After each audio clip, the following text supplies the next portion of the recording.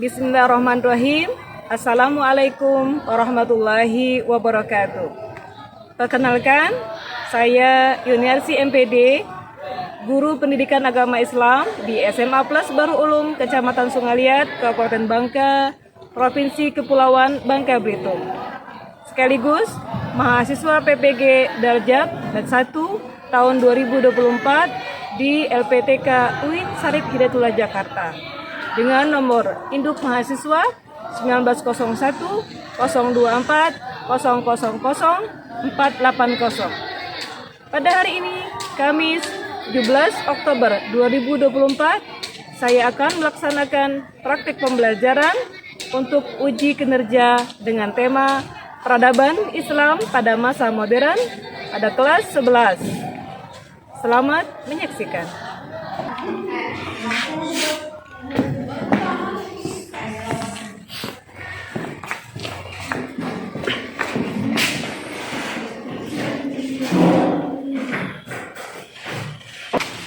Bismillahirrahmanirrahim. Assalamualaikum warahmatullahi wabarakatuh. Waalaikumsalam warahmatullahi wabarakatuh. Bagaimana kabarnya anak-anakku pagi hari ini? Alhamdulillah baik. Semua sehat? Sehat. Senang di kelas ini? Senang. Alhamdulillah. Siapa ketua kelasnya? Silakan ketua kelas dipimpin. Ready begin. Bismillahirrahmanirrahim. Rabbi zidni ilma warzuqni fahma. Amin. Sebelum mulai belajar, ya, silakan membacakan absen dulu. Di kelas 11 ya. Alvina Ramadhani, Amel Damayanti, sakit, ya sakit. Aprilia, Atia Faiza, Elsa Bila, dan baik.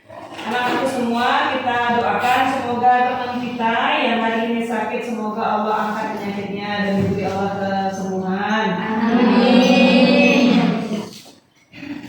Di minggu kemarin kita belajar tentang akhlak mahmudah dan akhlak mazmumah, ya, akhlak yang terpuji dan juga akhlak yang tercela. Ya, tentunya walaupun ilmu kita tinggi, kalau kita tidak memiliki akhlak yang mulia maka akan sia-sia. Harus diimbangi dengan ilmu itu, harus diimbangi dengan akhlak.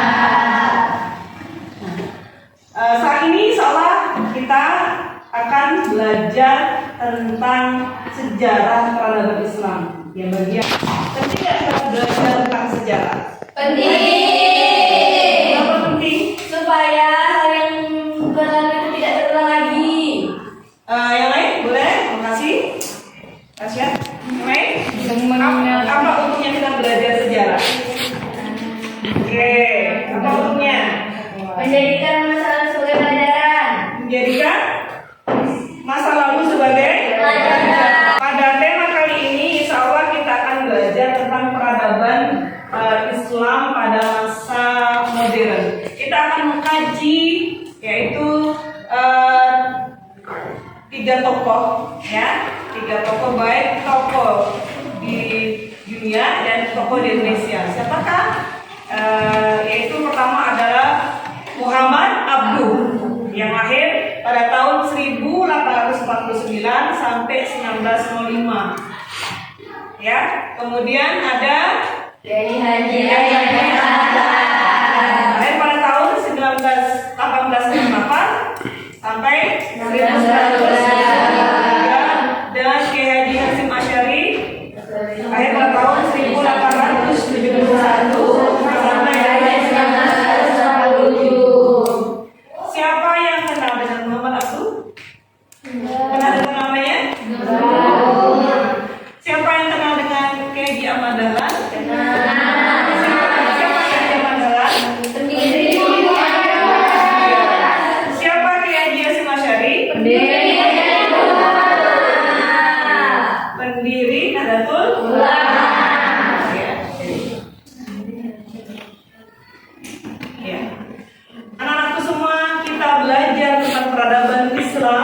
ya, terutama pada masa modern yang diawali abad ke-19 awal, yaitu tujuannya adalah agar peserta didik ya mampu menjelaskan tentang biografi tokoh-tokoh Islam ini. Kadang kita hanya kenal tokoh-tokoh nasional, tapi tidak kenal dengan tokoh-tokoh Islam. Kita pelajari ya. Baik, anak-anak semua, untuk mengetahui pemahaman kalian tentang peradaban Islam pada masa modern, kajian tokoh Kiai Haji Ahmad Dahlan, Kiai Haji Hasyim Asy'ari dan Muhammad Abduh. Siap semuanya ya, kita untuk mengetes bermain tentang soal-soal berikut ini. Nomor 2.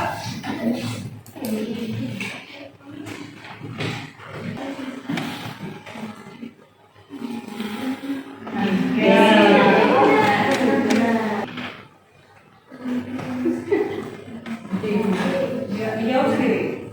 Jawabannya adalah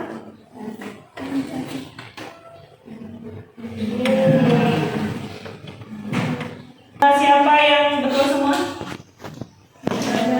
Yang betul 9? 7? Oh, yang betul 8? Oke, sirik ya. Yang betul 7? Yang jadi skor tertinggi pada sirik. Tepuk tangan buat sirik.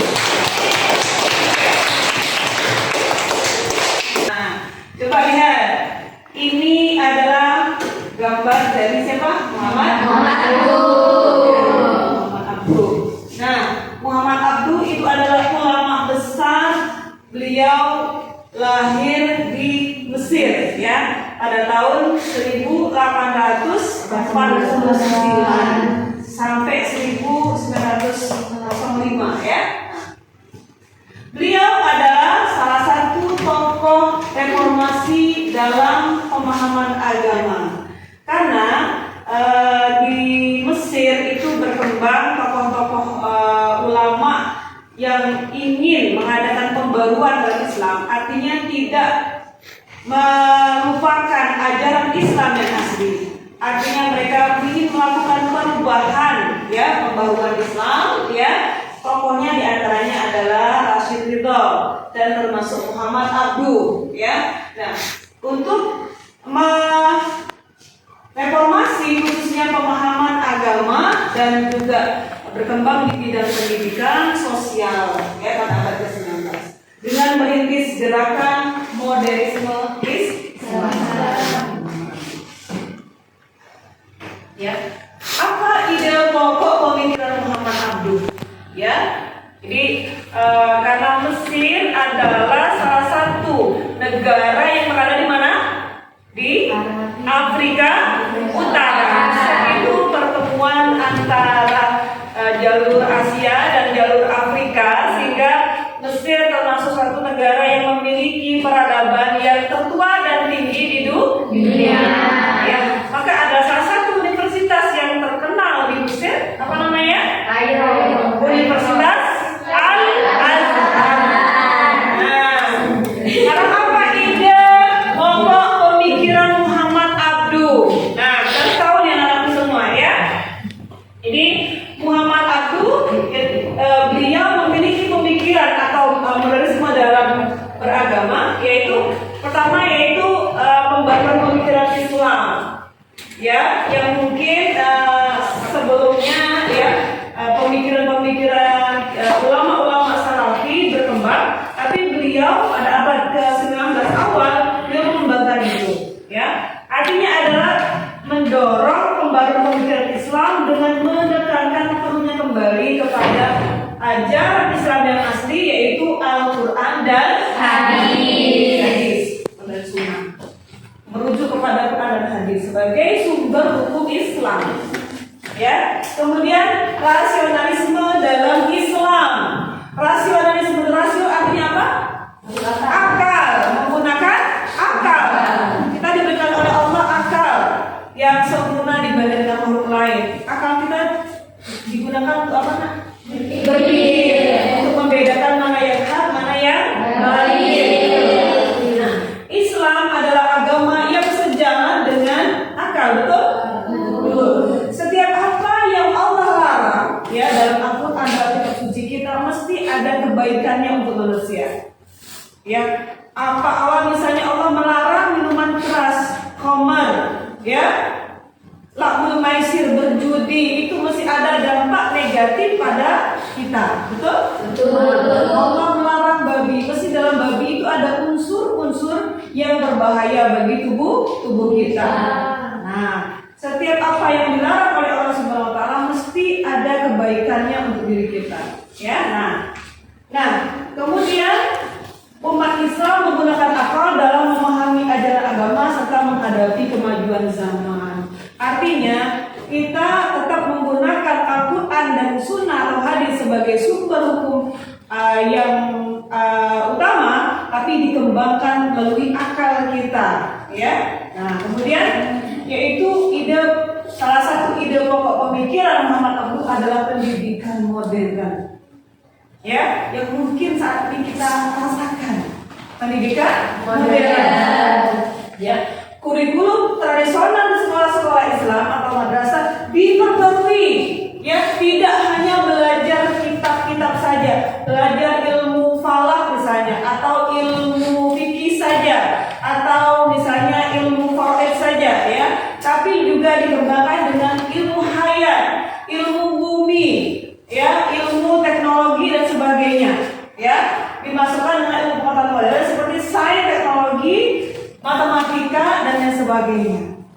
Ya, nah, beliau punya pikiran bahwa pendidikan itu dikembangkan, artinya dengan tidak meninggalkan pendidikan salafiyah, pelajaran-pelajaran agama, tapi dikembangkan dengan pendidikan umum atau pelajaran-pelajaran umum sehingga seimbang antara pendidikan agama dan pendidikan umum atau dunia. Ya, sepakat? Nah, ini adalah ide dari pemikiran Muhammad Abduh. Itu tahun kurang lebih abad ke-19. Sudah hampir berapa tahun? Sudah hampir 200 tahun yang lalu dia udah jauh berpikir seperti ini. Ya, subhanallah. Ya. Kita lihat. Kemudian beliau juga berpikiran atau berpikir bahwa bagaimana membebaskan dari tahayul, bid'ah. Tahayul itu sesuatu yang berhayal-hayal karena masih ada unsur-unsur animisme, dinamisme, mistis itu, ya. Beliau tidak mau itu. Nah, memberantas tahayul, bid'ah, ya, yang inovasi dalam beragama, menyimpang tidak mau, ya, atau praktik-praktik yang tidak memiliki dasar dalam Al-Quran karena berkembang di masyarakat. Nah, sehingga beliau mengembalikan itu, sehingga umat Islam kembali kepada Quran dan Sunnah, tidak melakukan hal-hal yang tidak ada pedomannya di dalam Al-Quran maupun Sunnah, sesuai dengan yang diajarkan oleh Nabi kita Muhammad SAW. Ini berapa nih? Tahayul itu berhayal-hayal, di situ ada hantu, di situ ada pocong dan sebagainya. Ya, kemudian menganggap batu itu keramat, yang menganggap pohon itu keramat dan sebagainya, itu ditiadakan atau diberantas oleh Muhammad Abduh. Nah, kemudian pemisahan antara agama dan negara. Walaupun, ya, negara harus berjalan sesuai dengan nilai-nilai agama, tapi tetap memiliki otonomi dalam mengambil keputusan politik. Artinya dalam kita bernegara tetap ada urusan agama yang memang dipisahkan. Yang dipisahkan artinya antara agama dan negara, walaupun dipisahkan tapi tetap menjadi kesatuan. Ya, seperti kita negara apa namanya? Tadi negara demokrasi, bukan negara Islam, ya, tapi hukum Islam masih diterapkan di Indonesia. Walaupun secara umum ya kita menjalankannya, hukumnya bukan hukum Islam, ya, tapi pada kenyataannya, di lapangannya kita menjalankan hukum undang-undang. Kemudian pemberdayaan sosial dan ekonomi umat. Nah, mendorong umat Islam meningkatkan kesejahteraan melalui kerja keras dan pengembangan ekonomi. Jadi tidak hanya berkutat dengan pelajaran-pelajaran agama saja, tapi juga umat Islam harus membuka diri untuk mengembangkan di sektor ekonomi supaya maju. Ya enggak? Nah, itu dari pemikiran Muhammad Abduh. Paham sampai sini? Nah, ya. Lihat karyanya Muhammad Abduh. Ada Risalah At-Tauhid, Tafsir Al-Manar, ingat ya. Kemudian juga ada Al-Islam wa Nasraniyah ma'al ilma wal madaniyah. Ya, Islam dan Kristen di hadapan ilmu pengetahuan dan peradaban. Juga ada Al-Urwa Al-Wuthqa, tali yang kuat ya, itu karangan dari Muhammad Abduh. Nah, di antara yang terkenal adalah Tafsir Al-Manar ini. Nih karangan beliau, ya. Udah pernah baca Tafsir Al-Manar? Belum. Nah, atau Risalah At-Tauhid yang di karangan beliau juga. Ya, karangan beliau. Kita udah mengarang sebuah buku belum? Ulama terdahulu beliau mengikat ilmu dengan menulis sebuah buku. Ya, nah. Ini di antaranya. Next. Nah, ya kita lanjut sekarang kita masuki pada peradaban Islam, mengenal tokoh ulama yang ada di Indonesia. Salah satunya yaitu adalah Kiai Haji Ahmad Dahlan. Ya, beliau lahir pada tahun 1868. Kiai Haji Ahmad Dahlan ini sebenarnya namanya adalah Muhammad Darwis. Siapa nak? Muhammad Darwis. Nah, kita lihat ya sendiri ya. Beliau salah satu pendiri, beliau adalah pendiri Muhammadiyah pada tahun 1912 di Yogyakarta. Di mana? Di Yogyakarta.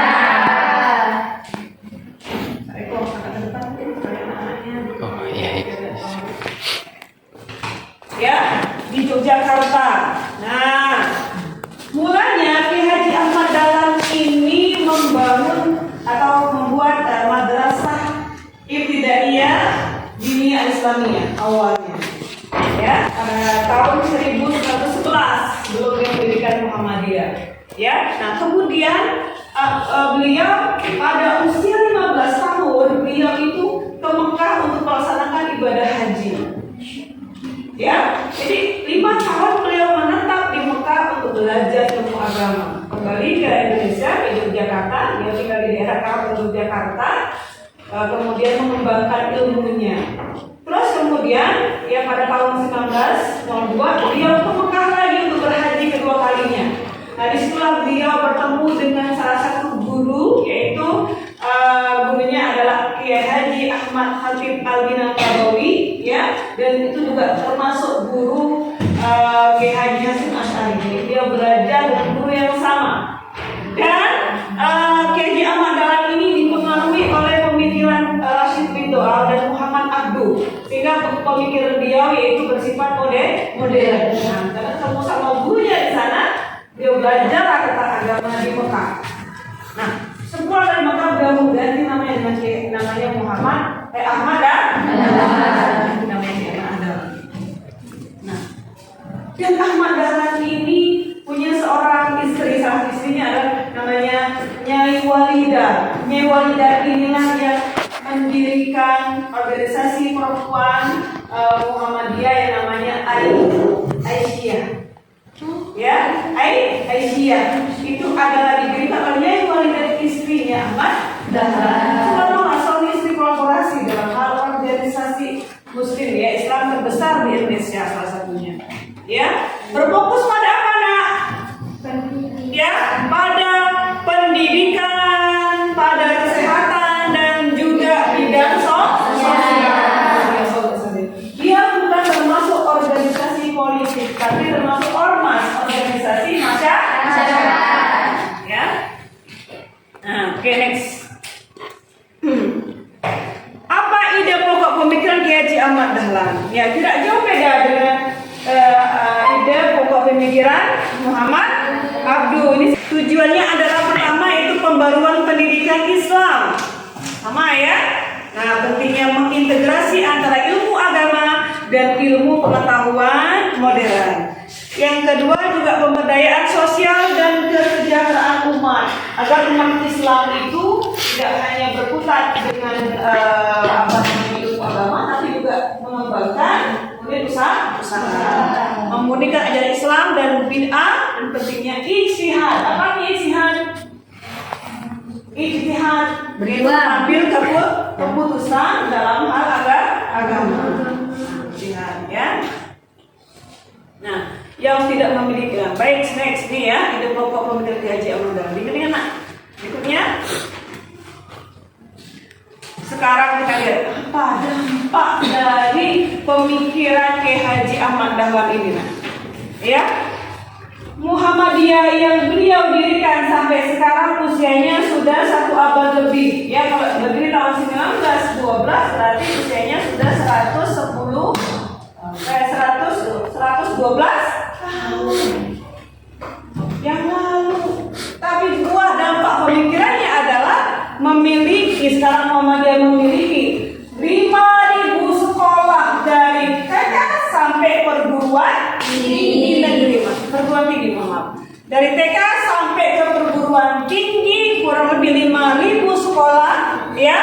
Kemudian dengan 1 juta pendidik, ya, memiliki 171 perguruan tinggi yang menyebar di seluruh Indonesia, 142 rumah sakit, memiliki badan wakaf, ya, memiliki masjid-masjid Muhammadiyah, panti asuhan, punya majalah, surat kabar, dewan dakwah dan seterusnya yang tersebar di seluruh Indonesia.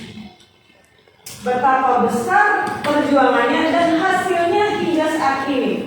Betapa mulianya, betapa ikhlasnya tokoh pendiri Muhammadiyah. Ini siapa? Ya, subhanallah.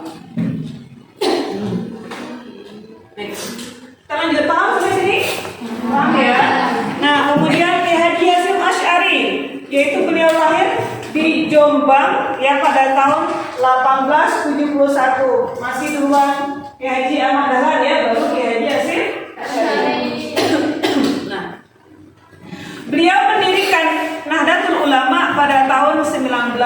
Sebenarnya tidak jauh berbeda dengan Muhammadiyah. Muhammadiyah 1912 ya. Tidak jauh beda, 14 tahun bedanya. Nah, beliau adalah salah satu ulama besar yang menjaga tradisi pesantren dan berperan penting dalam melawan kolonialisme di Indonesia, penjajahan dari Indonesia. Maka beliau mempunyai ide, yang mempunyai gagasan untuk memperjuangkan kemerdekaan, mengusir penjajah. Salah satu mengajak para santri untuk memperjuangkan kemerdekaan ini dengan seruan resolusi jihad ya pada tahun 1945. Maka kita kenal dengan Hari Santri. 22 Oktober 45, resolusi jihad panggilan jiwa, santri dan ulama tetap setia berkorban mempertahankan Indonesia.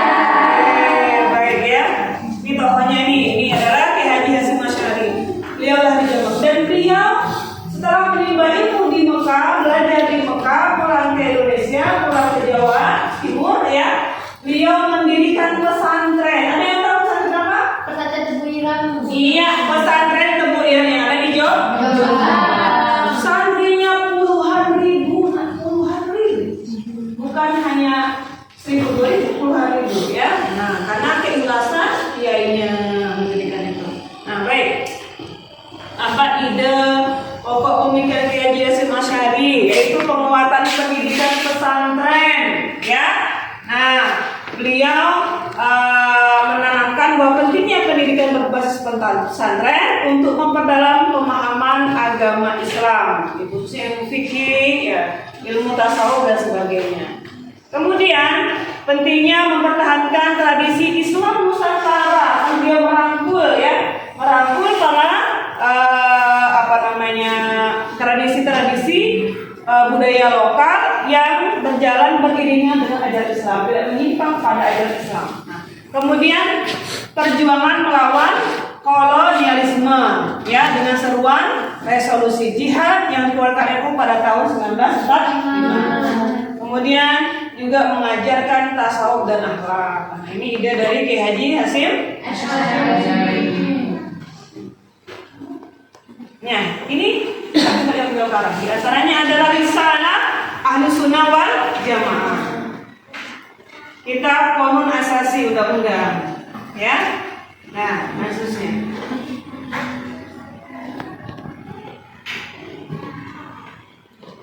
Ya. Nah, pengaruh pemikiran beliau adalah mendirikan pesantren Tebu Irang dan jamiah ulama yang moderat berasaskan ahli sunnah wal jamaah atau Nahdlatul Ulama. Dan juga beliau berperan terhadap politik Islam dan kemerdekaan Republik Indonesia. Oke, baik. Ya, teman-teman semua paham sampai di sini? Sudah kalian ingat materinya ya? Insyaallah ya. Nah, sekarang begini. Saat ini kita hidup di era modern, ya, di era modern. Kalian sekarang generasi apa? Generasi Z. Ya. Nah, tentunya jauh pada zaman ini, pada abad ke-19, 200 tahun yang lalu. Tapi kenapa kita pelajari ini? Untuk apa kita pelajari tentang sejarah peradaban Islam? Kenapa? Untuk mengingat perjuangan para ulama. Terus yang kedua? Apa lagi? Oh, menekuni jihadnya. Subhanallah. Nah, sekarang kita coba ya. Saya bagi ada 2 kelompok ya. Silakan kalian berdiskusi. Ini kelompok A, yang sebelah sini kelompok A, yang sebelah sini kelompok B ya. Satu kertas. Iya ya, semuanya ya. Nah, kelompok B keduanya Pasya Rasesa. Oke.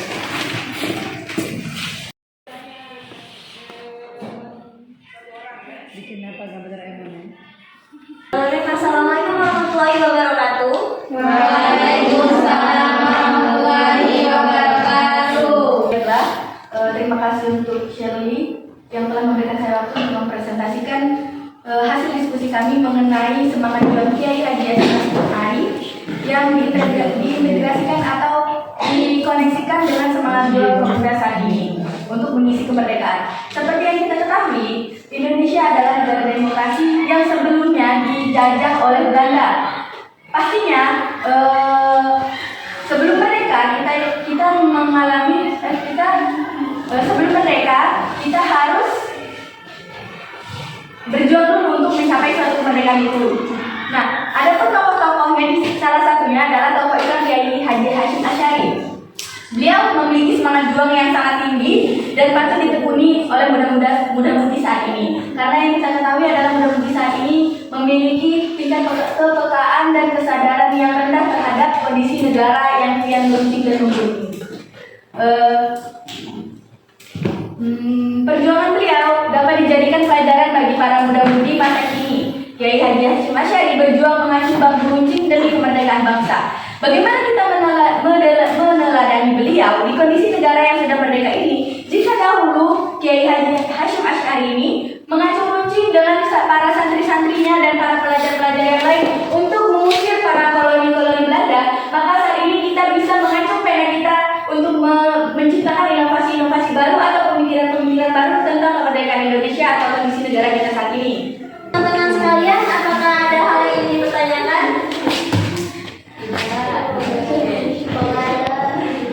Oke, terima kasih atas perhatiannya. Waktu presentasi di waktu ini kami ucapkan assalamualaikum warahmatullahi wabarakatuh. Kita akan bermain bermain tebak-tebakan ya. Ada dua gulung kertas ya. Silakan mungkin dari kelompok 1 silakan diambil, mau pilih yang mana? Yang ini. Kelompok 2 ini berarti ya. Nah, oke. Saya minta ada 10 orang maju ke depan. Sebelah. Kelompok ini ada 10 orang, kelompok ini 11, ini ada 11. Silakan duduk berapa?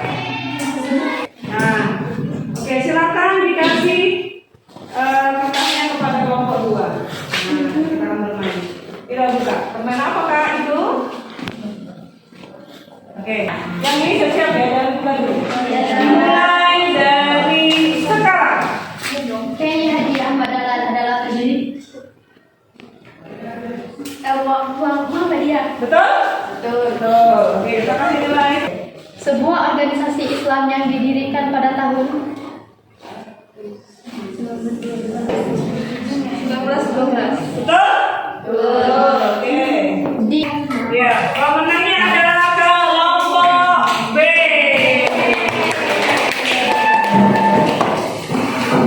Baik, tadi yang menjawab pertanyaan paling banyak di sesi pertama di awal siapa? Sirin ya? Sirin ya? Ya, kamu kan? Ya, Oke, kamu 9 kan? Ya. Ini kan? Ya. Ya kan? Ya. Ini buat Sirin. Oke. Yang menyampaikan pemaparan presentasi yang terbaik hari ini ada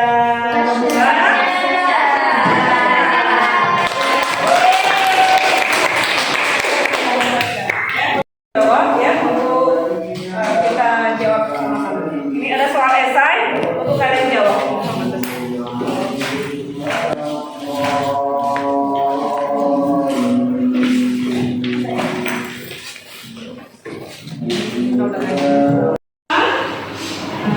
Demikian cukup pada kita pagi hari ini ya. Semoga apa yang kita pelajari bermanfaat, belajar dari biografi tokoh pejuang dunia maupun Islam yang ada di Indonesia ya. Kita belajar ide pokok pikirannya, semoga menjadi inspirasi kita ke depan. Baik, saya akhiri pertemuan kita pada hari ini dengan lafaz alhamdulillah. Alhamdulillahirabbil alamin. Assalamualaikum warahmatullahi